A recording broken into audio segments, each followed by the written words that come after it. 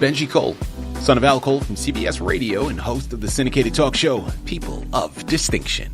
A talk that gives you an in-depth view of some of the most dynamic, intelligent, and successful people on the planet. Run to our website, alcoleenterprises.com for more info.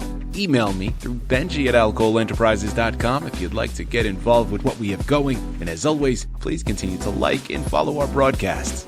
People of Distinction is internationally syndicated solely due to the love and support that you all continue to give.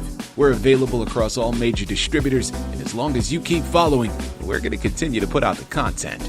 Now sit back and strap in, because on the line with us today, we have the impressive Carl Hayes. And we're going to be discussing Carl's incredible book, When God Calls You from Your Comfort Zone. Man, it's Amazon, it's Barnes & Noble, it's a whole host of other places. But if you want to gather it all, man, the one-stop shop is his personal website. That's whengodcallsyou.com. There, gather more information on him, on his book, hyperlinks set up to take you to the purchasing pages. People, I'm telling you, you could do no better than checking out his personal site. Again, that's whengodcallsyou.com. And before I go any further, I want to quickly take this opportunity and point out the fact that Carl was brought to us by Citi of Books. So for my writers out there who have gone through their process, if you need some assistance moving that masterpiece you just developed, man, head on over to cityofbooks.com and gather all of the ways that their fantastic team is going to help you do just that. And listen, it is an absolute pleasure to have Carl here on the line. Man, listen, right there in the title, you got an idea of the conversation at hand, people, but listen, an idea is all you got. Have you ever felt, maybe it's not just me, man. If anybody out there can handle or can relate to this, have you ever felt like God is calling you to something bigger, but fear keeps you stuck in place? Man, listen, that's a big question. And I think that we all have been there at one point or another in our lives. If you have, this book, man, it's going to tackle the tension between faith and fear. It is offering a bold roadmap for spiritual growth.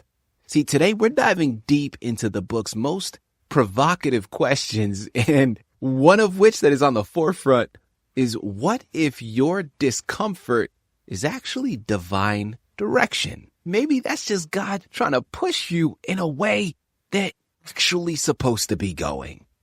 But for one reason or another, man, you're holding back. What if the life you're clinging to is holding you back from the one God has waiting for you? And listen, if you feel like these questions, they speak to something deep within, sit back and strap in, okay? Because this conversation might just unsettle you in the very best way possible. Have your notebooks ready, man. Carl's about to give you an education. Here we go. Carl, first and foremost, welcome to People of Distinction, brother, and thank you very much for being here with us, man. How you doing today? I am fine. Thank you so much. And Benji, I am so honored and privileged to have you do this interview. It sounds like you have reached into my mind and pulled out exactly what I would like to convey to the reading audience. I just appreciate you so much with all your credentials and reputation, that you would give this book such a great endorsement. And I just really appreciate that. Listen, Carl, man, thank you for the kind words, man. Listen, you've done something special here. And I knew it just from the moment it came across our desk. This was something that I knew a lot of people were going to be able to latch onto. And we are living in a time where there is a lot of uncertainty. There's a lot of uneasiness. And I think a book of this magnitude, not only because the message behind it is so powerful, but you're speaking from your experience, man. And I think that there's something to be said about being right there out on Front Street and just putting yourself out there for the world to see. That takes bravery and courage, man. And it's something that I know a lot of people are going to be able to gravitate towards. So I appreciate your kind words, but listen, you laid down the roadmap. All I had to do was follow. So here we go. Let's jump right in. Carl, I want to start off by learning a little bit more about yourself so our listening audience knows where this is all coming from. Who is Carl Hayes? Carl Hayes is a young man that grew up in Mississippi during what I described as the most turbulent times in American history, probably second only to the Civil War and slavery. I grew up during the Civil Rights era. Yeah. I grew up in a home where my dad was very active in civil rights. He was close friends with Medgar Evers He was also a close friend with Dr. King. He worked with both of those guys. And I grew up in that type of environment. And that is one of the things that has influenced my life. And the thing that I guess influenced me more than anything else is my dad never allowed his children, even though we grew up in poverty, we never knew it. We were rich in spirit, poor in finance, but rich in spirit. And he always told us and taught us, Philippians 4:13 says, you can do all things through God who strengthens you. And that has been my motto through life. That's what's carried me on. But getting back to who I am, I grew up in a little small town in Mendenhall, Mississippi. There was about 3,000 people there. We had problems. Mississippi at that time was one of the poorest states in the nation. We had the worst educational system that you could imagine. I went to a vocational school. I didn't even know what a vocational school was until I went off to college. I left Mississippi and went to Dallas on a scholarship. And I was devastated because when I took the college entrance exam, I scored on an 8th grade level. There were 8 of my senior classmates. They didn't fare much better. So they all gave up and left. I could not leave because I kept hearing my dad saying Philippians 4:13. And I met this gentleman that became my mentor. And he said, you have the ability, you just haven't had the exposure. He said, if you're willing to work hard, I can get you ready for college entrance in 3 months. I worked real hard for 3 months. In 3 months, I took the entrance exam again, and the second time, the test that I had scored on the 8th grade level, I scored on a sophomore in college. And then after finishing college, I went on to law school, and I struggled because once you have deficiencies in your education, you're going to struggle. And I had a lot of experiences in life, but the thing that kept me going was Philippians 4:13. I can do all things through God who strengthens me. Okay. All right, Carl, first and foremost, man, again, welcome to People of Distinction. Brother, your background is quite impressive. And you've mentioned now a number of times Philippians 4:13. I want to touch up on that a little bit more because I think that there is a lot, man. There's so much that can be pulled from that. And listen, your book emphasizes God's call beyond our comfort. That's a tough thing, man. But how does that passage, Philippians 4:13, redefine what's possible even in the moments when we feel unequipped? One of the things that inspired me to write this book was, a little historical. My granddad's dad obtained a land grant. In 1863, Lincoln signed a proclamation that former slaves could farm land for a certain number of years, and then they could apply for a land grant. My granddad's dad did that. President William McKinley signed a land grant, and I have a copy of that proudly displayed in my law office as well as my home. And some of that land is still in the family today. Now, some of that land was taken by deceit, and my granddad was tricked into selling land that he thought he was signing a lease to. And my dad, for years, did what he could to get that land back, and he never could because in Mississippi at that time, I'm talking about in the 60s, there were no African-American attorneys, and there was no non-African-American attorney that would take on a Anglo against a black. So my dad had to accept the harsh reality that the justice system did not apply to African-Americans at that time. And out of that experience, I believe God always has a message. And I think God's message was, they meant it for evil, but I meant it for good. Because out of that experience, my dad told us, there were 6 boys. He said, one of you needs to go to law school. And I'll never forget what my dad said to me. He said, son, you need to go to law school. And at that time, I was probably in about the 9th or 10th grade. And I looked at my dad and I said, Dad, what are you talking about? First of all, at that time, and this was in the mid-'60s, there was only one law school in the state of Mississippi, and African-Americans were not allowed there. Same marriage became the first to go, I think, in 1963. And so I said, how could you expect one of us to go to law school? We don't even have a law school that would accept us. And even if they did, we don't have the money. And I said, Dad, what you're asking me to do is something only 1 in 10,000 could do. And I'll never forget my dad's word. He said, son, you're looking at the wrong number. He said, the same God that created 10,000 created the one. He said, son, you are that one. And that has also been my theme throughout my life. Whenever I feel like giving up, I stop. I think about what my dad said, son, you are the one. So that's what inspired me to write that. And I know it was going to be difficult, But then when I go back and I read my Bible, I find out that God called a lot of people through difficult times. So if you read the book, it starts out with biblical characters that God called from their comfort zone. Like Noah, I start out with Noah. He called Noah, told him to build a boat. That was so ridiculous to the average person because it had never rained. And I'm sure Noah was very uncomfortable with his friends passing by laughing at him building a boat on dry land and it's going to rain. But then he followed God and God provided for him. And then you look at Abraham. He told Abraham, leave your family, leave your city, go into a land I'm going to show you. I'm sure that was very uncomfortable for Abraham to do that, but he did. And God made him the father of a nation. And I start out with biblical characters, and then I start with some contemporary characters, like Harriet Tubman.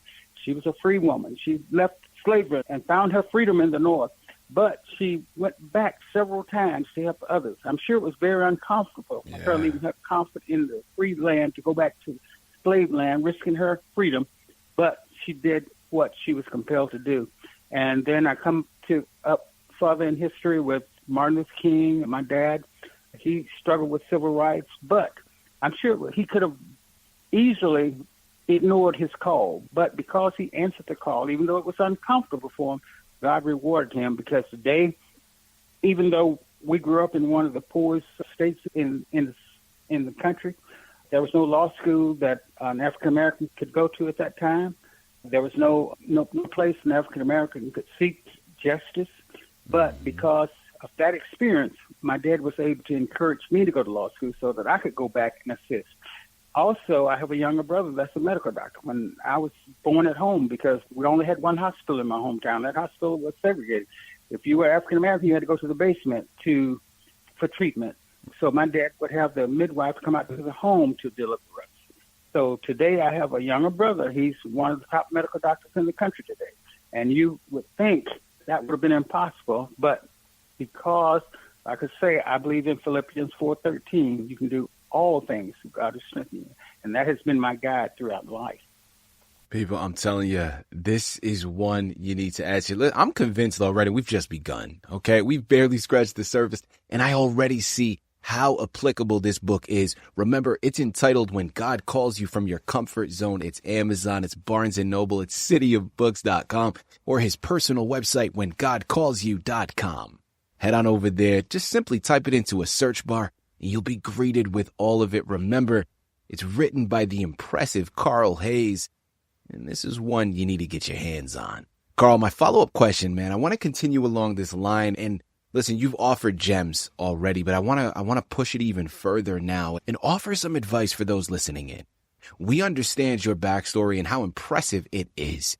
What you and your family have come from, have gone through, and really, listen, man, these aren't just words you're putting on the page. These are things that you've lived. Talking about stepping out of your comfort zone, you have done just that. How can someone maintain faith when stepping out of their comfort zone leads them to failure? Or maybe failure is not the right word. Leads them to unexpected hardship. I think that's a better way to categorize that. How does someone maintain faith in those predicaments, man? I believe that each person, as I said earlier, was created on purpose, for a purpose, a special time in history, for times such as these. And in Matthew 25, it talks about the parables, how each person is given a talent. And one day we're going to be called to answer, what did you do with the talent I gave you?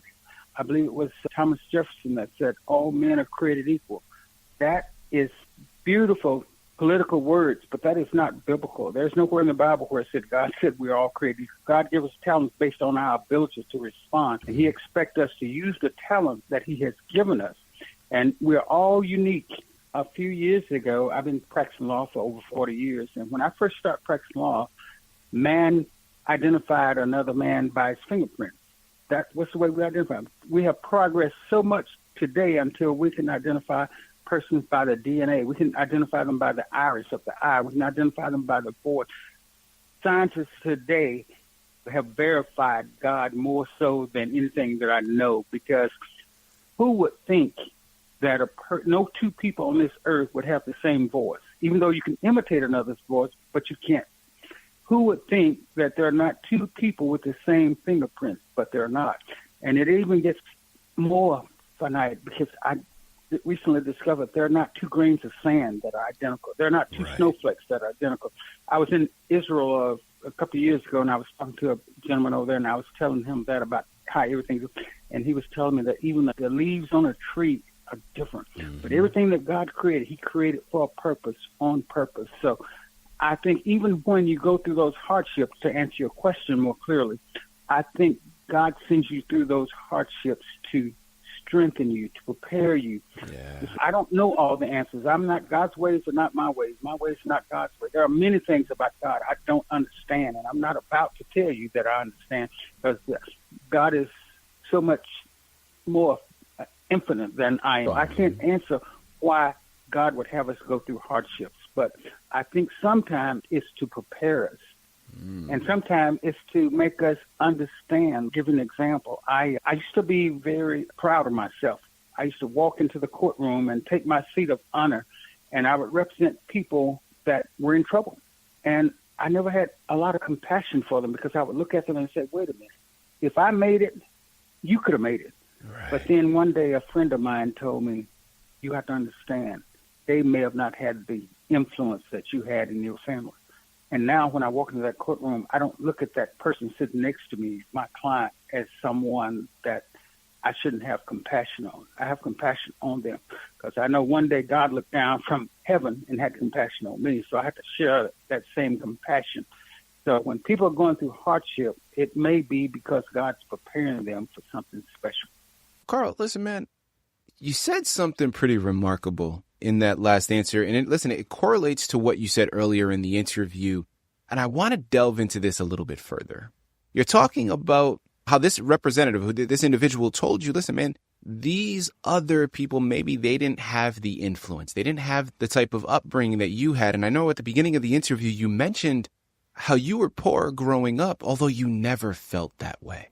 You didn't even know it. Given the influence that your father had placed on all of you, I'm curious, man, I want to talk about that a little bit further. And this is not to dismiss God in this, because, listen, God plays a hand in all of it. So he was utilizing your father as a vessel and working through him. But talk to us about the mentality that not only was instilled within you, but the power of one's mentality to reaching goals that maybe they didn't even know were possible. There was a beautiful song, beautiful lyrics, beautiful melody, called The Impossible Dream. My dad would tell us, that's a beautiful song. You can sing it, but don't ever believe it. Because with God, there's no impossible dream. There's no unreachable star. There's no unbeatable foe. So that was the type of environment that I grew up in. My dad always taught us to never feel that we were better than anybody, but never feel that anyone was better than us. Yeah. He never taught us. My dad always had family devotion with his family. He prayed for each one of his children, and that carried with me. And it's verified what the Bible says, raise a child in the way he should go, and when he's old, he will not depart. But he was always teaching us to never give up. And so that was one of the things that has been the driving force in my life. Carl, as we close out of here, man, my final question for you, you've offered some gems.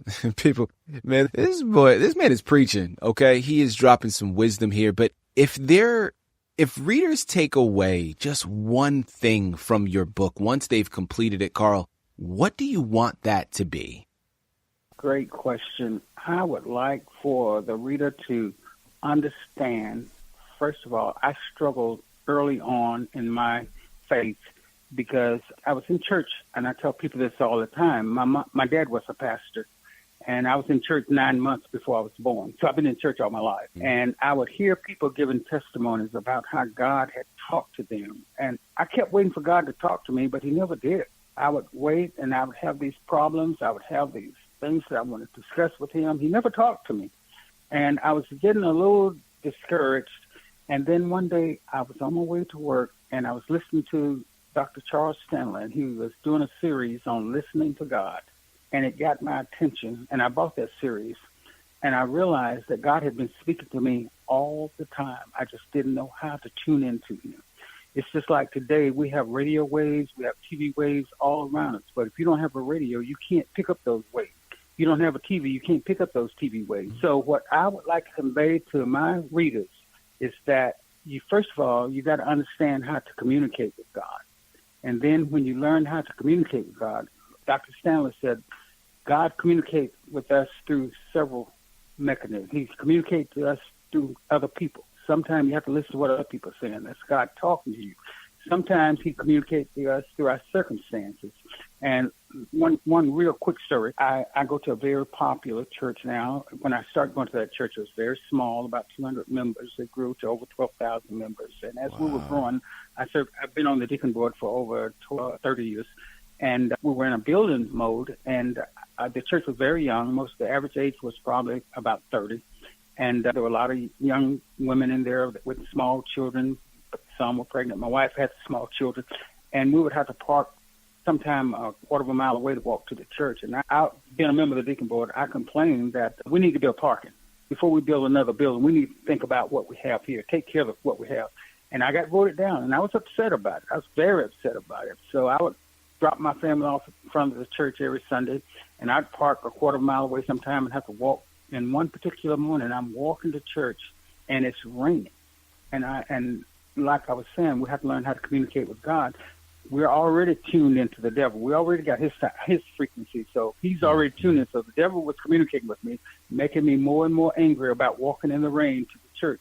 And just as I got to the front of the church, a car pulled in front of me. The gentleman got out of the driver's seat, and I'm watching him. And he goes around to the trunk of the car. He opens up the trunk. He takes out a wheelchair.